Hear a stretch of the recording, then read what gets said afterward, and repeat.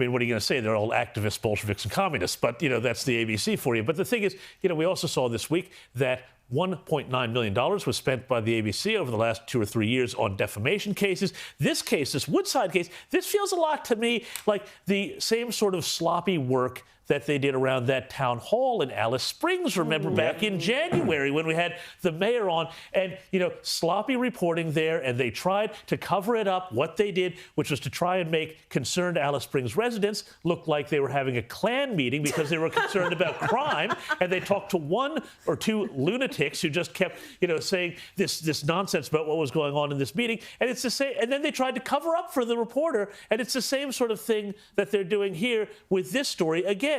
Who in their right mind would believe that at 6:30 in the a.m. in the morning you could get an ABC crew anywhere if there wasn't something good like a protest that they were going to be covering? Just a wild coincidence. I just had a full film crew in this woman's driveway as these climate crazies showed up to terrorise her. Now, let me say to Peter Dutton and the federal Liberals, instead of pussyfooting around with this voice nonsense, make your #1 priority when you win government.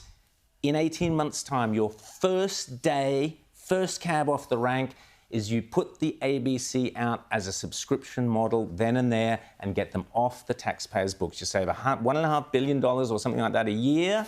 Put them out, subscription model. They want to be like Spotify. They want to be like Netflix. That's great.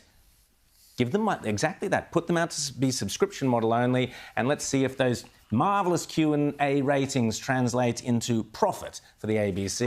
Let's see if Paul Barry can actually draw in anything on his own on a subscription model. I think we know the answer to that. I'm happy for the ABC to be fully funded in the regions where it's not sustainable for commercial They've shut down half the yeah, but that's it. That's where not where they spend their money. It's all about that crowded metro market, yeah, the digital and you know market. what they did, Rita? You know what they did, Rita? They went and they took all of the newscasting from there. They centralized it in Sydney at Ultimo. And, I'll tell you what, when I reported that they were going to do that, when I found internal correspondence that the ABC was planning on doing this several months ago before they announced it, they lost their ever-loving minds. Their public affairs people put up full-throated denunciations of me. I turned out to be right on this. And, the ABC, again and again and again, they do everything out of this billion-dollar Ultimo fortress, and they are not connecting with their mission. As you say, regions, that's fine. Yeah. But why do they have all of these weird,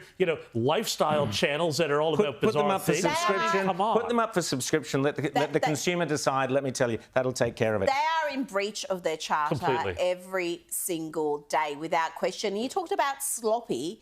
It's not just sloppy because they're very calculated in like what they did to you. If you write something about them they don't like, they will come after you. They've got this massive bureaucracy that can release these statements, that can, send their Twitter mobs, though they are leaving X/Twitter. God forbid anybody should comment on their stories that they don't like. But they will send them after you, and it's an intimidation tactic that is very effective. And yet... No, it's not. I keep doing it. Now, just very quickly... Effective with us, but effective elsewhere. Put it out for subscription. Day 1, Libs, that's what you should be focusing on.